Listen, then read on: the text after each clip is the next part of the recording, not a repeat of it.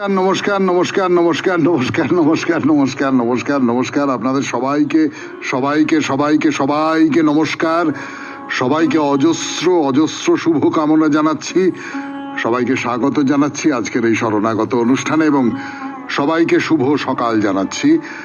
আপনাদের সৌমিত্র বসু আপনাদের সামনে হাজির। সে শুরু করতে চলেছে তার কথা বলা 92.7 বিগ FM এ শরণাগত অনুষ্ঠানে। আজকে নানান কারণে খুব বিশেষ দিন। তার মধ্যে প্রথমেই যে কারণটার কথা মনে পড়ছে সেটা হচ্ছে বারীন্দ্র কুমার ঘোষ, বারীন ঘোষ, বিপ্লবী নায়ক, তার আজকে জন্মদিন। আজ 5ই জুলাই তার জন্মদিন। তাছাড়াও আজকে হুগলি জেলার ভালিয়া, সেখানে এক ডাকাত কালিমা, তার বাৎসরিক পুজো। পুরী ঠাকুরবাড়ি শ্রী গদাধর পণ্ডিতের তিরোভাব তিথি আজকে। শ্রী কুলদানন্দ ব্রহ্মচারীর তিরোভাব তিথি আজকে। এবং আজকে একেবারে শেষ রাতে হিন্দি আষাঢ় সুদি আরম্ভ হচ্ছে। বেনি মাধবশীলের পঞ্জিকা অনুযায়ী আজকের দিনটার কথা বলি। আজকে 20শে আষাঢ় 1431, ইংরেজির 5ই জুলাই 2024, শুক্রবার। আজকে অমাবস্যা। সূর্যোদয়ের সময় ভোর 5:01, সূর্যাস্তের সময় সন্ধে 6:23। নক্ষত্র আর্দ্রা। জন্মে মিথুন রাশি, শূদ্রবর্ণ, মতান্তরে বৈশ্যবর্ণ, নরগণ। শেষ রাত্রি 4:33 গতে দেবগণ। আমাদের হোয়াটসঅ্যাপে চিঠি পাঠাবার নাম্বার 9831922927। চিঠির গোড়ায় অতি অবশ্যই SG লিখতে হবে। আর সামনের বৃহস্পতিবারের জন্য আপনাদের চিঠির বিষয় বলে দিই। এর আগের বারের বিষয় ছিল আকাশের রং। আমি খুব ভয় পেয়েছিলাম দিয়ে ফেলে যে এই আকাশের রং নিয়ে কে লিখবেন। আমার তো মনে হয় না আকাশের রং নিয়ে খুব বেশি চিঠি আসবে না। প্রচুর চিঠি এসেছে এবং আপনারা এক একজন এক এক রকম করে আকাশকে দেখেছেন, আকাশের সঙ্গে সম্পর্ক পাতিয়েছেন। সেটা চিঠিগুলো পড়াই একটা অভিজ্ঞতা আর কি। তার একটা একটা করে চিঠি আপনাদের শোনাচ্ছি, কিন্তু সেই চিঠিগুলো পড়াটাই অভিজ্ঞতা। তা আমার মনে হলো যে আকাশের যেমন রং আছে, তাই নিয়ে কথা বলা হচ্ছে শরণাগতে, তাই শুনে আবার এই মাটির পৃথিবীর অভিমান হবে না তো। কাজে সামনের বৃহস্পতিবারের শরণাগতের বিষয় মাটির রং বা পৃথিবীর রং। পৃথিবীর রংটাই ভালো। পৃথিবীর রং এই নিয়ে 250 শব্দের মধ্যে একটি চিঠি আমাদের দপ্তরে যেন মঙ্গলবার সন্ধে 6টার ভেতর পৌঁছে যায়। এবারে তাহলে আজকের অনুষ্ঠান সম্পর্কে বলি। আজকের অনুষ্ঠানে প্রথমে পুরাণ চিরন্তন। পুরাণ চিরন্তনে এর আগের দিন আপনাদের যে অষ্টবসুর গল্প শেষ করেছিলাম, সেই অষ্টবসু বিপদে পড়েছিলেন যাকে নিয়ে এই পুরাণ চিরন্তনের যে সংঘাত বা পুরাণ চিরন্তনের যে গল্প, সেই গল্পটাও বাঁধছে তাকে নিয়েই, অর্থাৎ ওই নন্দিনী বা সুরভি কামধেনু। তো এবারে যে বিরোধটা, সেটা বিশ্বামিত্র আর বশিষ্ঠের মধ্যে বিরোধ। সেই গল্প বলা শুরু করব আজকে। তারপর চলে যাব স্বামী বিবেকানন্দের রচনা থেকে পাঠ এই পর্বে। আত্মা ও ঈশ্বর এই শিরোনামে স্বামী বিবেকানন্দের যে প্রবন্ধ, সেই প্রবন্ধ পড়ে শোনাচ্ছি আপনাদের। তারপরে কথামৃত পাঠ করবার পর আপনাদের চিঠিপত্র এবং শেষে বাইরে দূরে। 92.7 বিগ FM এ শরণাগত অনুষ্ঠান শুনছেন। আমি আপনাদের সৌমিত্র বসু ফিরে আসছি পুরাণ চিরন্তন নিয়ে। নাম জানেন, বশিষ্ঠ আর বিশ্বামিত্র। 92.7 বিগ FM এ শরণাগত অনুষ্ঠানে সেই বশিষ্ঠ আর বিশ্বামিত্রের সংঘাতের গল্প বলছি আপনাদের। একটা কথা আপনারা অনেকেই জানেন, তবু যারা ভুলে গেছেন বা জানেন না তাদের মনে করিয়ে দিই। বিশ্বামিত্র কিন্তু রাজর্ষি, তিনি রাজা ছিলেন, তিনি ক্ষত্রিয় ছিলেন। নিজের বলে তিনি রাজর্ষি হয়েছিলেন, ব্রহ্মর্ষি হতে পারেননি, ব্রহ্মর্ষি হতে তাকে দেওয়া হয়নি। তো এইটা নিয়ে পণ্ডিতেরা বলেন, তাদের মধ্যে রবীন্দ্রনাথও আছেন। তিনি বলেন বশিষ্ঠ এবং বিশ্বামিত্রের এই যে বিরোধ, এই বিরোধটা কিন্তু আসলে তখনকার দিনে ব্রাহ্মণ এবং ক্ষত্রিয়দের মধ্যে বিরোধ। অর্থাৎ রাজা বনাম পুরোহিত, রাজা বনাম যিনি পুরের হিত করেন, ধর্ম আচরণ করেন ইত্যাদি ইত্যাদি, এদের মধ্যে কে প্রধান হবেন, কার গুরুত্ব বেশি হবে, তাই নিয়েই কিন্তু বিরোধ। এই বিরোধটা বিশ্বামিত্র এবং বশিষ্ঠকে নিয়ে বেশ পল্লবিত হয়ে উঠেছে। তারা দুজনে একটা উদাহরণ হয়ে রয়েছেন। তা তাদের গল্প শোনাই আপনাদের। তো বিশ্বামিত্র তো রাজা, এখন রাজা তো মৃগয়া বেরোবেন, শিকারে বেরিয়েছেন। সঙ্গে সৈন্য সামন্ত আছে, ছেলেপুলে আছে, বন্ধু বান্ধব সব আছে, এবারে হই হই হই হই করে শিকারে বেরিয়েছেন।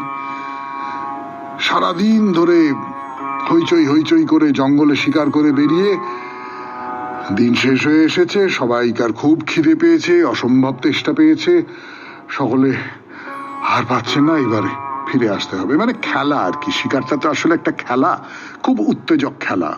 যেমন ফুটবল, যেমন ক্রিকেট, ক্রিকেট নিয়ে তো এখন খুবই মাতামাতি চলছে, ভারত কিরম একটা দেখিয়ে দিল বলুন। তো সেই রকমই একটা খেলা, কিন্তু এই খেলাটা আরো ভয়ঙ্কর, আরো আমি তো সেই অর্থে বলবো আরো হিংস্রও বটে। তো যাই হোক, সারাদিন পরে ক্লান্ত হয়ে ফিরে আসছেন, এমন সময় দেখেন বনের মধ্যেই একটা আশ্রম, একটা খুব সুন্দর, শান্ত, স্নিগ্ধ, ছায়াময়। তো সবাই বললো যে না, আর পারা যাচ্ছে না, আমরা এখানেই বসে পড়ি, এখানে একটু বিশ্রাম না নিলে আর পারবো না। আশ্রমটি ঋষি বশিষ্ঠের আশ্রম, তার শান্তির আশ্রম। তার স্ত্রী, 100 সন্তান, আর সেই সন্তানদের আবার স্ত্রী, শিষ্য, এই সমস্ত নিয়ে বশিষ্ঠদেব, বুঝতেই পাচ্ছেন বেশ বড় এলাকা জুড়ে তার আশ্রম, সেইখানে তিনি বসবাস করেন। বশিষ্ঠের আশ্রমের কথা এর আগে অষ্টবসুর গল্পেও বলেছিলাম, সেখানেও বলেছিলাম যে ভারী সুন্দর, ভারী মনোরম, ভারী শান্ত জায়গাটি। তো বশিষ্ঠদেব দেখলেন যে একেবারে সকলে, মানে যাকে বলে বিধ্বস্ত হয়ে গেছে আর কি। সারাদিন ধরে দৌড়দৌড়ি করে, জন্তুর পেছনে দৌড়দৌড়ি করে, তাদের হত্যা করে, এই সব করে টোরে একেবারে ক্লান্ত হয়ে পড়েছে। তখন বললেন যে আচ্ছা ঠিক আছে, তোমরা তো অতিথি, তোমাদের বিশ্রামের ব্যবস্থা আমি করছি, বলে কিছু খাদ্য পানীয়র ব্যবস্থা করলেন। তো সেসব খেয়ে সবাই খুব তৃপ্ত, বেশি বেশি খাওয়া হয়ে গেছে, সবাইকার প্রায় ঘুম পেয়ে যাওয়ার জোগাড়। কিন্তু বিশ্বামিত্রের মনে একটা অন্য ভাবনা চলে এসেছে। আচ্ছা, এই বনচারী ঋষি এত খাবার দাবার কোত্থেকে জোগাড় করলো? হ্যাঁ, আমার সৈন্য সামন্ত সঙ্গী সাথী তো কম নয়, এদের সকলের জন্য এত সব খাবারের জোগাড় করলো কি করে? জিজ্ঞেস করতে হবে তো। 92.7 বিগ FM এ শুনছেন শরণাগত পুরাণ চিরন্তন। বিশ্বামিত্রের মনে কি কথা জেগেছে, তার উত্তরে তিনি কি জানতে পারলেন, সেটা বলবার জন্য ফিরে আসছি গানের পর। বিশ্বামিত্রর মনে হলো যে এত এত সব খাবার দাবার কি করে একজন মুনি ঋষি সে আশ্রমের মধ্যে থাকে, খুব বড় আশ্রম, অনেকখানি জায়গা জুড়ে, কিন্তু আমাদের সবাইকে পরিতৃপ্ত করবার মতন সমস্ত ব্যবস্থা, এটা তো খুব আশ্চর্য। তা বিশ্বামিত্র বশিষ্ঠদেবকে জিজ্ঞেস করলেন যে আপনাকে একটি প্রশ্ন করি, যদি অপরাধ না নেন, আপনি তো বনের মধ্যে থাকেন, ফলমূল খেয়েই থাকতে হয়, তো আমাদের জন্য এত সব খাবার, এত আয়োজন আপনি কোথা থেকে জোগাড় করলেন? এর মধ্যে এই আমরা তো খুব বেশি সময়ও দিইনি, বা আপনি খুব বেশি সময় নেননি তো। তা বশিষ্ঠদেব বললেন সে অনেক কথা, তাহলে বলি শুনুন রাজা, আমার তপস্যায় খুশি হয়ে একবার দেবরাজ ইন্দ্র আমাকে একটি গাভী দান করেছিলেন, সেই আমার পরিবারের দেখাশোনা করে। গাভী?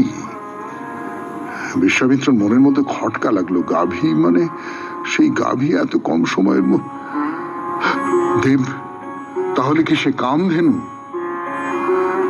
হ্যাঁ, কামধেনু। আমি এর নাম দিয়েছি সুরভি, আদর করে নন্দিনীও বলি। ওই সমুদ্র মন্থনের সময় কামধেনু উঠে এসেছিল জলের তলা থেকে, তারই মেয়ে আমার এই নন্দিনী। তার ক্ষমতাও প্রায় মায়ের মতোই, যখন যা চাই অকাতরে দিতে পারে, কোনো অসুবিধে হয় না। আপনারা এসেছেন এখানে, এতজন ক্লান্ত হয়ে বিশ্রাম নিতে এসেছেন। আমি তাকে গিয়ে বলেছিলাম যে আমার মুখ রক্ষা করো, তা সে এই আশ্রমের সম্মান রক্ষা করেছে। ওর জন্যই আপনাদের সামান্যই যা সেবা সেগুলো করতে পেরেছি। তা বিশ্বামিত্র ভাবলেন যে না না না, এইরকম একটা কামধেনু ঋষির আশ্রমে পড়ে থাকবে, এটা কিরকম কথা? একে যে করেই হোক আমার রাজ্যে নিয়ে যেতে হবে। এই জঙ্গলে থেকে একে নষ্ট করা হচ্ছে, আমি নিয়ে যেতে পারলে রাজ্যে আর কোনো কিছুর অভাব থাকবে না, প্রজারা সুখে থাকবে। আমি একে আমার কাছে নিয়ে যাই। শেষ করছি পুরাণ চিরন্তন 92.7 বিগ FM এ শরণাগত অনুষ্ঠানে।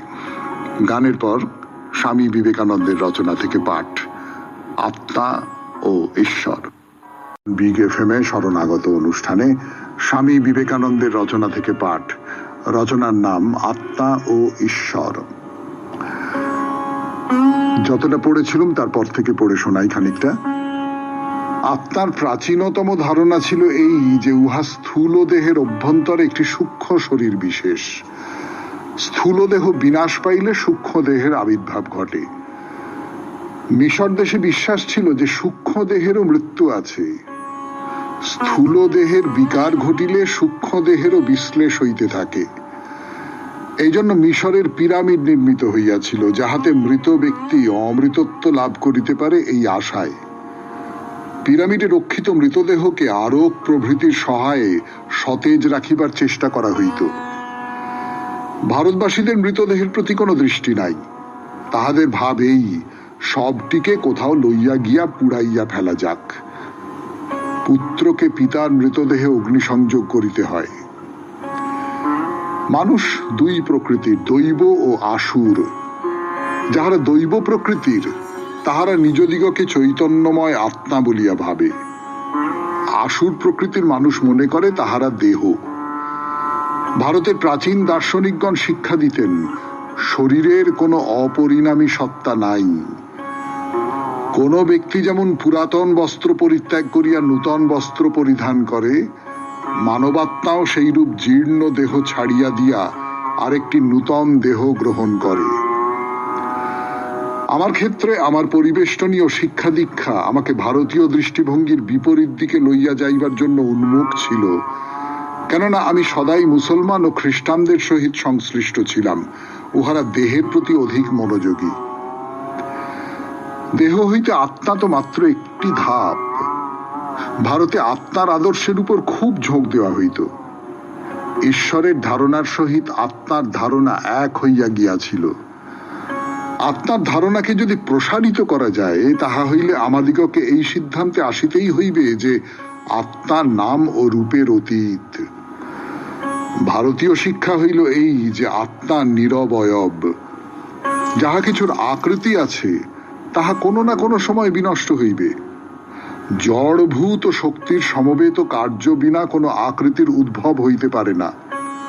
আর সকল সংহত বস্তুরই তো বিশ্লেষ অবশ্যম্ভাবী। অতএব তোমার আত্মার যদি নাম ও রূপ স্বীকার করো, তবে আর তুমি অমর নও, তুমি মৃত্যুর অধীন। আত্মা যদি স্থূল দেহের অনুরূপ একটি সূক্ষ্ম দেহ মাত্র হয়, তাহা হইলে আকৃতিমান বলিয়া উহা প্রকৃতির অন্তর্গত এবং প্রকৃতির জন্ম মৃত্যুর নিয়মও উহার প্রতি প্রযুক্ত হইবে। ভারতের ঋষিরা উপলব্ধি করিয়াছেন, আত্মা মন নয়, সূক্ষ্ম দেহও নয়। চিন্তাসমূহ নিয়ন্ত্রিত ও সংযত করা যায়। মনঃসংযমকে কতদূর লইয়া যাওয়া যায়, ভারতীয় যোগীরা তাহা নির্ণয় করিবার উদ্দেশ্যে সাধনা করিয়াছেন। কঠোর অভ্যাস দ্বারা চিন্তার গতিকে সম্পূর্ণ নিশ্চল করা যায়। মনই যদি মানুষের প্রকৃত স্বরূপ হইত, তাহা হইলে চিন্তার ঊর্ধ্বে মানুষের মৃত্যু ঘটিত। ধ্যানে চিন্তা বিলুপ্ত হয়, মনের উপাদানগুলিও সর্বতোভাবে স্তিমিত হইয়া যায়। রক্তপ্রবাহ বন্ধ হয়, নিঃশ্বাস প্রশ্বাস রুদ্ধ হয়। কিন্তু সাধকের তো মৃত্যু হয় না। যদি চিন্তা সমষ্টির উপর তাহার জীবন নির্ভর করিত, তাহা হইলে ঐরূপ অবস্থায় তাহার দেহ মন সংঘাতটির বিনাশই ছিল স্বাভাবিক। কিন্তু তাহারা দেখিয়াছেন ঐরূপ ঘটে না, ইহা পরীক্ষিত সত্য। অতএব তাহারা এই সিদ্ধান্তে পৌঁছিলেন যে মন ও মনের চিন্তারাশি প্রকৃত মানুষ নয়। বিচার করিয়াও দেখা গেল যে মন কখনো মানুষের আত্মা হইতে পারে না। শুনছেন আত্মা ও ঈশ্বর, স্বামী বিবেকানন্দের এই প্রবন্ধ। আজকের মতো শেষ করলাম পাঠ, এরপর কথামৃত। 7 বিগ FM এ শরণাগত অনুষ্ঠান শুনছেন আপনারা। এবারে কথামৃত, ঠাকুরের কথা শোনাচ্ছি আপনাদের, আর তার সূত্র ধরে এটা ওটা কথা যেগুলো মনে হচ্ছে বলছি। আমাদের চারপাশের জগৎ, আমাদের চারপাশের পৃথিবী সম্পর্কে ঠাকুরের দিন তো অনেকদিন আগে চলে গেছে, শেষ হয়ে গেছে। তো আজকের এই পৃথিবীতে, এই 2024 সালের পৃথিবীতেও ঠাকুরের কথা কত প্রাসঙ্গিক বলে মনে হয়, সেগুলো হয়তো বেরিয়ে আসছে আমাদের কথাবার্তার ভেতর দিয়ে। অন্তত আমার তো তাই মনে হয়, আপনাদের কি মনে হয় আমি জানি না। তো ঠাকুর ওই কথা বলছেন, মাস্টারের সঙ্গে কথা বলছেন, বলে একজনের সম্পর্কে বলছেন যে আচ্ছা শশধরকে তোমার কিরকম বোধ হয়? তো মাস্টার বলছেন আগে বেশ, খুব বুদ্ধিমান না, আগে পাণ্ডিত্য বেশ আছে। শ্রী রামকৃষ্ণ বলছেন গীতার মত, যাকে অনেকে গণে মানে তার ভিতরে ঈশ্বরের শক্তি আছে, তবে ওর একটু কাজ বাকি আছে। শুধু পাণ্ডিত্যে কি হবে, কিছু তপস্যার দরকার। এই যে শুধু পাণ্ডিত্যে কিছু হয় না, তার সঙ্গে খানিকটা তপস্যারও দরকার।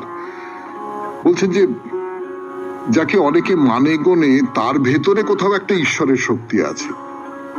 এই যে আমরা আমাদের চারপাশে কিছু মানুষকে দেখি, সেই মানুষ তারা যেদিকেই থাকুন না কেন, মানে যে ক্ষেত্রেই থাকুন না কেন, তারা নানান ক্ষেত্রে নানান রকম মানুষ।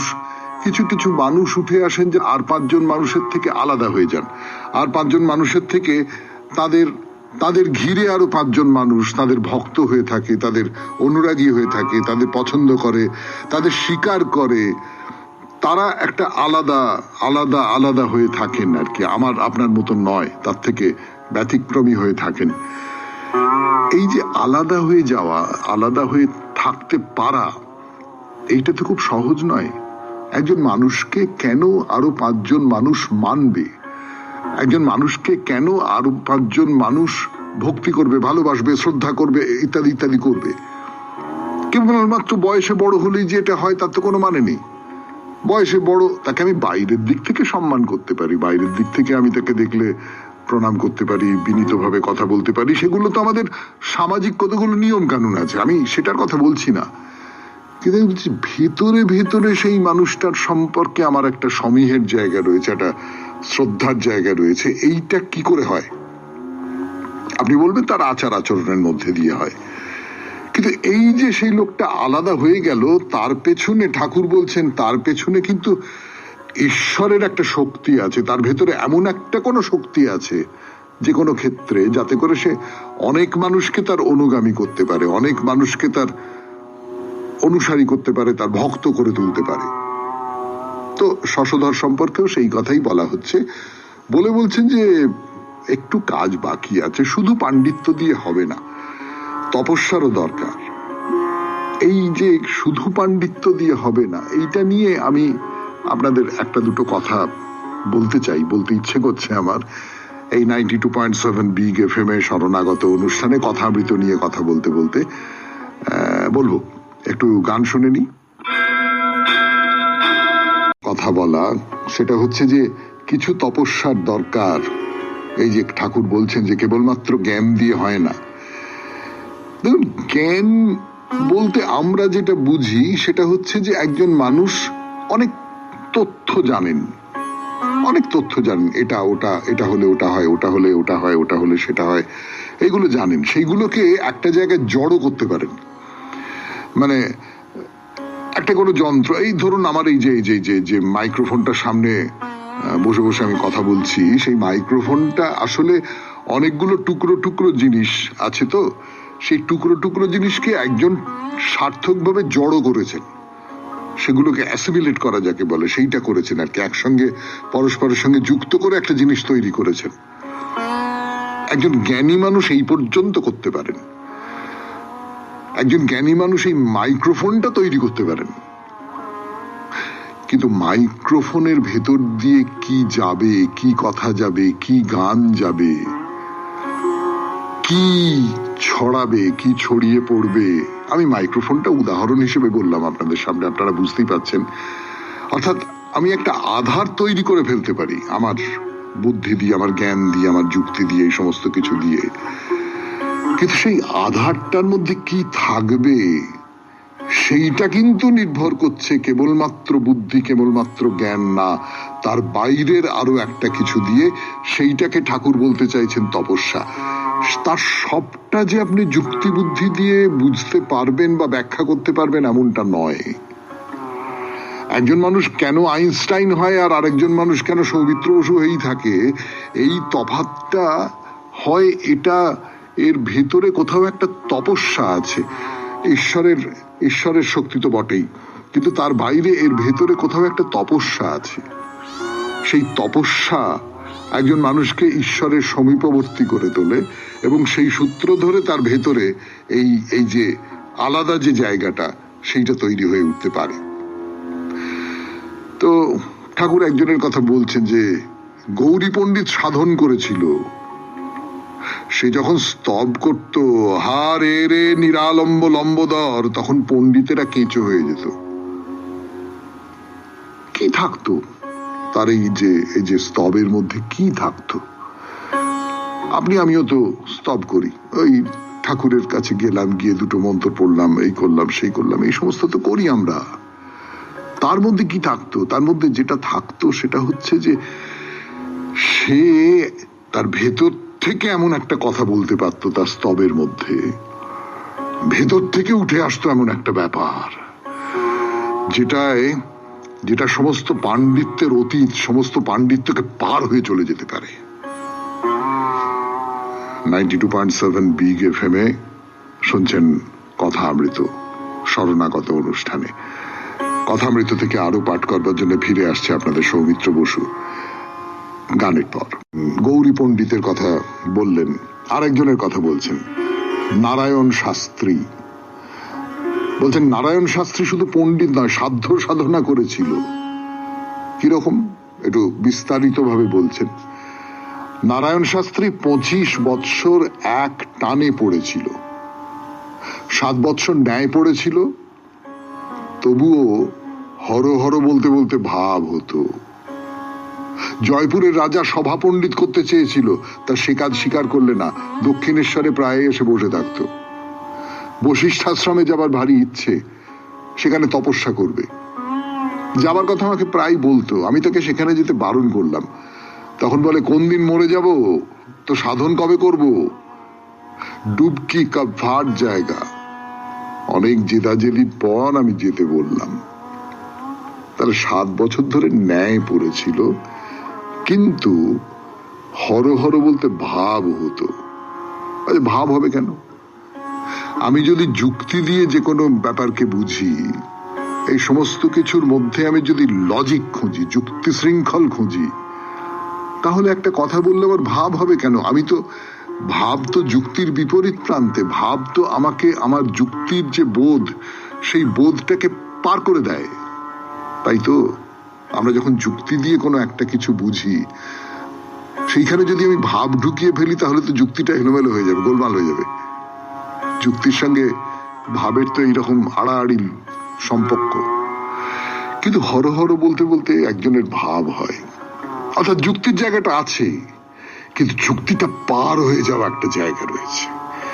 যুক্তি দিয়ে তাকে পুরোপুরি ধরতে পারা যায় না। তো একটা জায়গায় ধরুন জয়পুরের রাজা সভা পণ্ডিত করতে চেয়েছেন, না না না না, ওই সভায় বসে পণ্ডিতি আমি করব না, আমি নিজের মতন করে তাকে ডাকবো, নিজের মতন করে একটা জীবন যাপন করব। সেটা কিরকম? আমি বশিষ্ঠাশ্রমে যাব, সেখানে গিয়ে তপস্যা করব।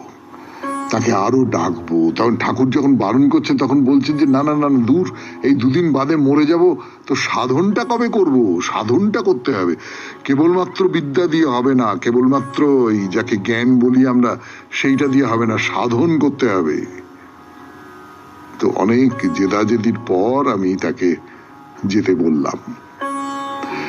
তো শুনতে পাই কেউ কেউ বলে নারায়ণ শাস্ত্রী নাকি শরীর ত্যাগ করেছে, তপস্যা করবার সময় ভৈরবী নাকি চড় মেরেছিল, আবার কেউ কেউ বলে বেঁচে আছে, এই আমরা তাকে রেলে তুলে দিয়ে এলাম। এইটা একটা যে ভাবের জগতে থাকে, এই যে গৌরী পণ্ডিত বা নারায়ণ শাস্ত্রী এরা সব ভাবের জগতে থাকেন। আর একটা ধরনের মানুষ আছেন, তো সেই মানুষের কথা বলবো, কিন্তু তার আগে ঠাকুর বলছেন যে নারায়ণ শাস্ত্রীকে বললুম কেশব সেনকে একবার যাও দেখে এসো। তো সে দেখে এসে বলল লোকটা জপে সিদ্ধ, সে জ্যোতিষ জানতো। বলল কেশব সেনের ভাগ্য ভালো, আমি সংস্কৃতে কথা কইলাম, সে ভাষায় মানে বাংলায় কথা কইল। তো তখন আমি হৃদয়কে সঙ্গে নিয়ে বেলঘরের বাগানে গিয়ে দেখলাম, দেখেই বলেছিলাম এরই ন্যাজ খসেছে, ইনি জলেও থাকতে পারেন, ডাঙাতেও থাকতে পারেন। তার মানেটা কি দাঁড়ালো? তার মানেটা দাঁড়ালো ইনি ঈশ্বরের আরাধনার মধ্যেও থাকতে পারেন, আবার সংসারের মধ্যেও থাকতে পারেন। সংসারের যা কিছু দাবি জনক রাজার মতন, সেই সমস্ত কিছু ইনি মেনে চলতে পারেন। ঠাকুর কেশব সেনের বাড়িতে গিয়েছিলেন, সে বাড়ি বিলাসে বৈভবের নানান উপকরণে পূর্ণ, কিন্তু ইনি আবার একই সঙ্গে ওই সাধনার যে জল সচ্চিদানন্দ সমুদ্র সেইখানেও নেমে পড়তে পারেন। এই দুটোই পারেন কেশব সেন। কিন্তু তার চেলারা, এই চেলাদের নিয়ে কথা কিন্তু আজকে বলবার আর সময় নেই। 92.7 বিগ FM এখন আপনাদের চিঠি পড়ে শোনাবো। আজকের মতো শেষ করি কথামৃত থেকে পাঠ, ফিরে আসছি, একটু গান শুনে নি। আজকের চিঠির বিষয়ে আকাশের রং, লিখেছেন শর্মিলা বসু। পড়ে শোনাই আপনাদের সেই চিঠি। আচ্ছা ভালো কাকা, আকাশটা কিভাবে রং করবো বলতো? এই আকাশি নীল রংটা একটু হালকা করে লাগাই। কাকা শুধুই কি একটা রং? ও মেঘের কথাটা তো ভুলে গিয়েছিলাম। এ বাবা, গাছের পাতার সবুজ রংটা আকাশের গায়ে লেগে গেল, কিভাবে তুলি? নাইবা তুললি, গাছের পাতার ফাঁক দিয়ে আকাশটা তো সবুজই দেখায়, তাহলে আকাশের রংটা কি হবে? আকাশের তো শুরু শেষ কিছুই নেই, শুধু ভেসে থাকা কিছু গ্যাসীয় কণার উপরে আলোর বিচ্ছুরণে আমরা এক এক রকম রং দেখতে পাই। বিস্ময়ের সেই শুরু। অস্তিত্বহীন আকাশের ব্যাপারটা সেদিন মোটেও ভালো লাগেনি, কিন্তু ভালো কাকা খুব সহজ করে আমার শিশু মনে বৈজ্ঞানিক ব্যাখ্যাটা ঢুকিয়ে দিয়েছিল। সকালে উঠে ছবিটা দেখে অবাক হয়ে গেলাম, কতটা রঙের ছোঁয়া আকাশের গায়ে, একদম সত্যিকারের আকাশ। সে কতদিন আগের কথা। ভালো কাকার হাত ধরে ছবি আঁকার শুরু। ভালো কাকা শিবপুর বি কলেজের কৃতি ছাত্র, সদ্য আমেরিকা থেকে MS করে ফিরেছে, আমার সারাক্ষণের সঙ্গী। কোনো কিছুতেই বিরক্ত নেই, চোখের সামনে খুলে দিচ্ছে বৃহত্তর পৃথিবীর জগৎ। ভালো কাকা জয়েন করলো বম্বের অ্যাটমিক এনার্জিতে, আর আমার জন্য আসতো বিরাট বিরাট চিঠি। আমি ছিলাম তার সবচেয়ে প্রিয় ভাইঝি। ভালো কাকা শিখিয়েছিল আকাশ দেখতে। আলোর বিচ্ছুরণের উপর গবেষণা করে নোবেল এনেছিলেন ডক্টর CV রামান, আর আমি পরীক্ষার খাতায় গাদাগুচ্ছের জ্ঞানের কথা লিখে ফেললাম, কিন্তু মনে থেকে গেল সেই আকাশের রং, ভোরের আকাশ, সে যে আমার ফেলে আসা শৈশব। তারপর কুসুম রঙা সূর্য তার কিরণ ছড়ায়, পরশ লাগে প্রকৃতিতে, আমার একাকার হয়ে যায় কৈশোর যৌবন। তারপর মধ্যাহ্নে সূর্যের প্রখর তেজে আকাশের রংটা ঠিক বোঝা যায় না। প্রৌঢ়ত্বের সীমায় দাঁড়ানো মানুষ আশ্রয় খোঁজে অজানা ঈশ্বরের দ্বারে। বম্বে থেকে ভাই খবর দেয় আকস্মিক হার্ট অ্যাটাক, ভালো কাকা আর নেই। বৈশাখের স্তব্ধ আকাশে জমে ওঠে বজ্রগর্ভী মেঘ, দূর থেকে ভেসে আসে মেঘের রিংহর্ন। বড় কঠিন সরবে আকাশ। আবার এই আকাশেই আদি কবি খুঁজে নেন ক্রীড়ারত হস্তি যূথ। ছেলের মোবাইলে মেসেজ আসে, আজ আসবে তো। আকাশের বুকে বিদ্যুৎ খেলে যায়। এখন জানলার বাইরে গাঢ় ছাই রঙা রাতের আকাশের বুকে শুক্লপক্ষের রূপালী চাঁদ, তার মুখে সিলুয়েটে আঁকা কৃষ্ণচূড়ার শাখা। এক ঝলক ঠান্ডা হাওয়া নেমে এলো, হয়তো কোথাও বৃষ্টি নেমেছে। শুভেচ্ছান্তে শর্মিলা বসু। খুব ফাঁকি দিয়েছেন, চিঠি বলে একটা চমৎকার কবিতা পাঠিয়ে দিয়েছেন। না, মজা করে বললাম, বুঝতেই পেরেছেন। আপনাকে অনেক ধন্যবাদ এমন সুন্দর একটা চিঠি পাঠানোর জন্য। খুব ভালো থাকবেন। এরপর বাইরে দূরে 92.7 বিগ এফএম এ শরণাগত অনুষ্ঠান শুনছেন। আমি আছি আপনাদের সঙ্গে, আপনাদের সৌমিত্র বসু। 7 বিগ এফএম এ শরণাগত অনুষ্ঠান শুনছেন। শুনতে শুনতে হোক জীবনের সুর বদল। কে বলে কামারপুকুর মানে শুধুমাত্র ঠাকুর শ্রী রামকৃষ্ণ পরমহংসদেবের জন্মস্থান? কে বলে? ঠাকুরের জন্মস্থান তো বটেই, সেই সঙ্গে পুরো এই অঞ্চলটা জুড়ে ছড়িয়ে আছে ঠাকুরের সঙ্গে যুক্ত নানান স্থান। তার মধ্যে তো চিনু শাঁখারির কথা বলেছি আপনাদের। এইবার যাচ্ছি আরেকটি মন্দির দেখতে। মন্দির বলবো না মসজিদ বলবো নাকি দরগা, যা নাকি আল্লাহ তাআলার কাছে যাওয়ার দরজা, যেখানে মুসলমানেরা প্রার্থনা করেন। এখানে এলে সব গুলিয়ে যায়। তো এই যে আমরা যেখানে যাচ্ছি সেটা হলো দয়াল সত্যপীরের মন্দির। দয়াল মানে তো আমরা সবাই জানি, কিন্তু সত্যপীরের কথা কি জানা আছে আমাদের? আমার আশঙ্কা অনেকেরই নেই।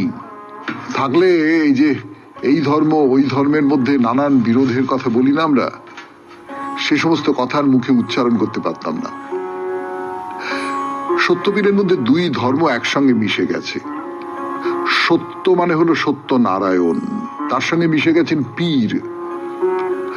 পীর মানে কি আমরা জানি? মানে অন্তত একটা ধারণা তো নিশ্চয়ই আছে, কিন্তু ঠিক ঠিক জানি কি? এটা আসলে একটা ফার্সি শব্দ, যার মানে হলো বয়সে বড়, বয়োজ্যেষ্ঠ। সেখান থেকে মানে দাঁড়িয়েছে ইসলাম ধর্মের গুরু। তার সত্যনারায়ণের সঙ্গে এই বাংলার মানুষ কত সহজে, কত অনায়াসে ইসলামী পীরকে জুড়ে দিয়েছে বলুন তো। সে যাক, আমরা তো কামারপুকুরে ছিলাম, সেখানেই ফিরে আসি। এখন আমরা যাচ্ছি দয়াল সত্যপীরের মন্দিরে। এ কথা তো আপনারা সবাই জানেন যে ঠাকুর হিন্দু, মুসলমান, খ্রিস্টান এসবে কোনো ভেদ করতেন না। তার কাছে যত মত তত পথ। তিনি ইসলামী মতে যেমন খ্রিস্টান মতেও তেমনি করে সাধন ভজন করেছেন। তারপর দয়াল সত্যপীরের মন্দির দেখতে যাচ্ছি আমরা 92.7 বিগ এফএম এ। শুনছেন জীবনের সহজ পাঠ শরণাগত। 92.7 বিগ এফএম এ শুনছেন শরণাগত বাইরে দূরে। যা বলছিলাম আপনাদের যে যাচ্ছি তো দয়াল সত্যপীরের মন্দির দেখতে। এর একটা ছোট্ট ইতিহাস টুক করে বলিনি। একবার হয়েছিল কি, ঠাকুর একজন মুসলমান পীরের ধর্মস্থানে গিয়ে উপস্থিত, এই কামারপুকুর অঞ্চলে। সেখানে বসে আছেন, পুজো করছেন। একটা আশ্চর্য ঘটনা। তো সেই থেকেই জায়গাটার নাম হয়ে গেল দয়াল সত্যপীরের মন্দির। এই মন্দিরের একটা আশ্চর্য নিয়ম আছে জানেন। আমি জানি না সে নিয়মটা আপনার পছন্দ হতে পারে, নাও হতে পারে। আমার তো বেশ পছন্দ। সেটা হলো, এখানে পুজো দেবার জন্য কোনো ব্রাহ্মণ, পণ্ডিত, পুরোহিত এই সমস্ত কাউকে লাগবে না। আপনি নিজে যাবেন, নিজে নিজে পুজো দেবেন, ব্যাস। এই যে ব্রাহ্মণ পুরোহিতের মাধ্যমে আমায় পুজো দিতে হবে, এই নিয়মটাকেই তো প্রশ্ন করা হচ্ছে এখানে। খুব সোজা কথায় ভাবুন, সোজা কথায় বলুন, আমি যাকে ভক্তি করি, শ্রদ্ধা করি, আমি সোজাসুজি তার কাছে যাব। মাঝখানে এইসব মানুষের দরকার কি? এই প্রশ্ন তো যুগে যুগে উঠেছে। যিনি যথার্থ গুরু তার কথা আলাদা, তিনি আমাকে পথ দেখিয়ে নিয়ে যেতে পারেন। আমি পথ চিনি না, তিনি আমাকে হাত ধরে ধরে নিয়ে গেলেন। কিন্তু এই সমস্ত পুরোহিতদের মধ্যে বেশিরভাগের কি সেই ক্ষমতা, সেই যোগ্যতা আছে? ওই যে লালন শাহ গান বেঁধেছিলেন, ও তো ডাক শুনে সাই চলতে না পাই, আমায় রুখে দাঁড়ায় গুরুতে মুর্শেদে, তোমার পথ ঢেকেছে মন্দিরে মসজিদে। এই গুরুতে মুর্শেদে আমার পথ আটকে দাঁড়িয়ে পড়ছে তোমার কাছে যাওয়ার জন্য। তো এই দয়াল সত্যপীরের ব্যাপারেও সেই বৃত্তান্ত আর কি। এই বলতে বলতে এসে পড়েছি দয়াল সত্যপীরের মন্দিরে। ছোট্ট মন্দির, বোঝা যায় যে পুরনো যে ধর্মস্থানটি ছিল, যেখানে ঠাকুর এসে বসেছিলেন, পুজো করেছিলেন, তাকে ভেঙে ফেলে আধুনিক একটা ইমারত তৈরি করা হয়েছে। এই দেখুন, ইমারত বললে তো আবার যা মনে ছবি আসে, এ মন্দির সেই রকম কিছু নয়। এই ছোট্ট একটুখানি বাড়ি, আধখানা চাঁদের মতো বাঁকা তিনটে সিঁড়ি, বড় থেকে ছোট হয়ে গেছে, পার হয়ে ওই আধখানা চাঁদের আকারের ছোট্ট উঠোন, তারপরেই মন্দির। মন্দিরের কথা পরের দিন হবে, আজকে সময় নেই। আজকে শুধু এই কথাটুকু আপনাদের মনে করিয়ে দেওয়া যে সামনের বৃহস্পতিবারে আপনাদের চিঠি লেখার বিষয় হচ্ছে পৃথিবীর রং। পৃথিবীতে কত রকমের রং আছে খেয়াল করে দেখেছেন? তাই নিয়ে চিঠি লিখুন।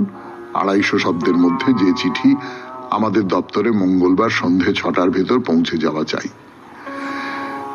চিঠি লিখবার যে হোয়াটসঅ্যাপ নাম্বার সেটা বলি, যদি আপনারা সকলেই জানেন, 9831922927। চিঠির গোড়ায় অতি অবশ্যই SG